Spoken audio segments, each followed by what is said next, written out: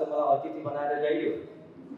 तर सबैलाई यो पनि जान्न जरुरी छ कि यो व्यक्ति अतिथिको लागि लायक थियो र फिल्मै खेलेको भरमा एउटा प्रचारक भएर हिन्दू धर्मको प्रचारकै भएर हिँडेको हो कि या केही चिज भन्न चाहेको हो। हाम्रो समाजमा यतिखेर सबभन्दा अप्ठ्यारो अवस्था यस्तो छ, मान्नै नपर्ने व्यक्तिलाई पनि शिरमा राखेर हिँडेको छ र जसलाई मान्नु पर्ने हो उसलाई हामीले घरबाट निकालिदिरहेको छ। यो अवस्थामा पुग्नुको हाम्रो कारण छ, वास्तवमा भन्ने हो भने हाम्रो सनातन हिन्दू परम्पराले जुन चिज हामीलाई दिँदै आएको छ त्यसको भ्यालु हामीले बुझेको छैन।